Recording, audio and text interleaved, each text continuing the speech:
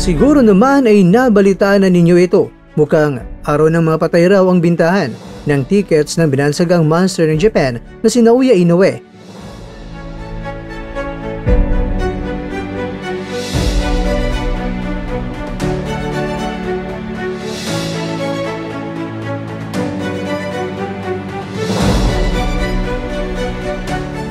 Kontrarian kay Ramon Cardenas sa paparating na laban sa T-Mobile Arena sa Amerika ngayong May 4 sa taong kasalukuyan. Pero ang tanong, ano kaya ang mga posibleng tunay na dahilan kung bakit pwedeng maging malaking kahiyan kay Inoue sa Amerika na ang laban niya ay hindi mabenta? Pero bago natin sagutin yan mga kwento, ay pakisapak muna sa like and subscribe button para una ka sa ating mga future videos.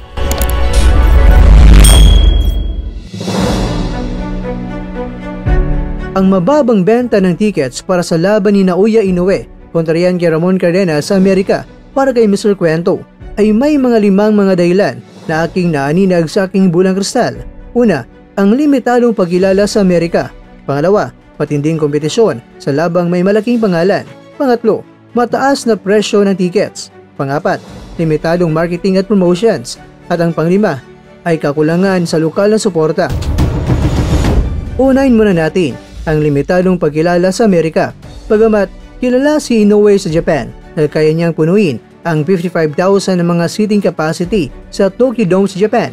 Pero masasabi natin na itong si Inoue ay monster ng Japan dahil ang kasikatan at pagiging halimaw niya ay nasa Japan lang dahil mas kilala itong si Inoue sa Japan.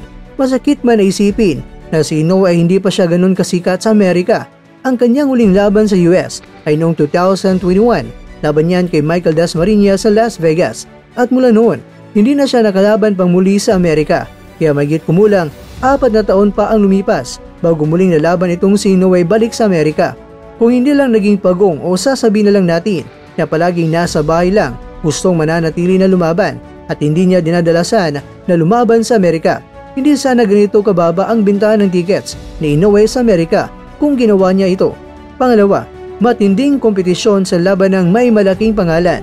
Ang laban ni Inoue laban kay Cardenas ay gaganapin sa parehong linggo ng mga kilalang laban tulad nina Ryan Garcia, David Haney, Eufimo Lopez at Canelo Alvarez.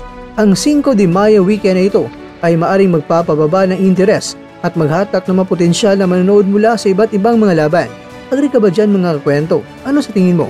Pangatlo, mataas na presyo ng tickets. Ang presyo ng ticket para sa laban ayon sa balita ay nagsisimula yan sa $156 o mahigit kumulang 8,000 pesos hanggang umabot ito ng $8,080. Mahigit 400,000 pesos yan para sa mga premium na upuan.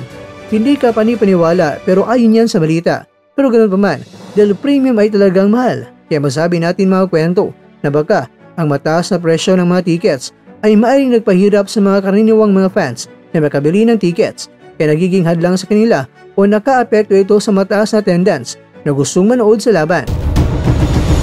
Pangapat, limitadong marketing at promotion. Ang promotion ng laban ay maaaring hindi sapat upang makaakit ng mas maraming manunood sa laban. Ang kahulugan sa malawakang marketing at promotions ay maaaring magdulot ito ng mababang awareness tungkol sa laban. Kaya nga sinisisi ng Team Inoue ang team ni Bob Arum ng Top Rank Boxing dahil bakit nagkaganito? Bakit nagkulang ang promotion sa paparating na laban? Pero ang maaring kasagutan dito ng Top Rank ay baka ang panlimang dahilan. Pero sila rin naman mga kwento ang nagplano at pumili nito. Ang panlimang dahilan, kakulangan sa lokal na suporta. Si Ramon Cardenas ay mula sa San Antonio, Texas, ngunit hindi pa siya ganoon kasikat sa kanyang lokalidad. Ang kakulangan sa lokal na suporta ay maaring magpapababa ng interes sa laban. Hindi katulad ni Inoue, na itong si Inoue ay kilalang kilala sa Japan. Kaya hindi talaga malulugi itong si Inoue dahil sa makaubayan niya na solido ang suporta kay Inoue. Pero dahil sa Amerika na ang laban, kahit may pera man ang mga Hapon, pero medyo kakainin pa ang malaking oras nila para pumunta sa Amerika kaya sa pay-per-view na lang manunood. Kaya dito na papasok ang respeto na dapat ang papalagansa na ni Inoue ay dapat kilala rin sa buong mundo o sa Amerika. Hindi man taga-Amerika ang kakalabanin, pero dapat kilala sa Amerika. Kaya nga kung itong si Morjan Akmadaliba ang pinalaga ni Inoue at ang laban sa Amerika ay may tsansa pa na tumaas ang ticket sales. Lalong-lalo na mga kwento kung ang quadrualas pa ang pinili ng Team Inoue. Ito ang kwento. Agree ka ba dito?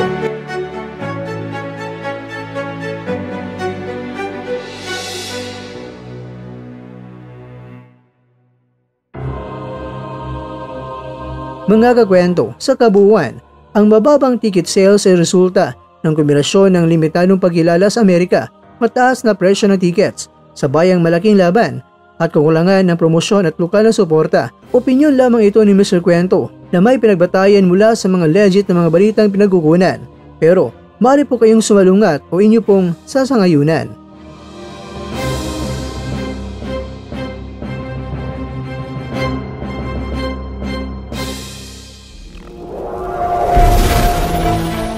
At dyan, nagtatapos ang ating kwento.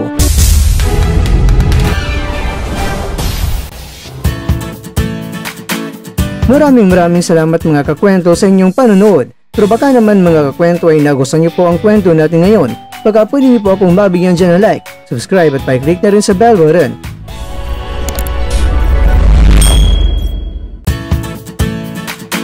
Pero bago tayo tatapos mga kwento, syempre, shoutout po muna tayo dyan sa ating mga kakwento.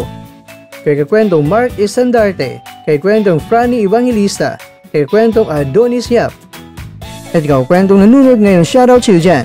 Bueno, hanggang dito na po muna ang ating kwentuhan. At abangan nyo na po ating susunod na video. At dito lang po yan sa isang channel na kung saan maaring ito'y mga kwentong di pa na kwento sa inyo.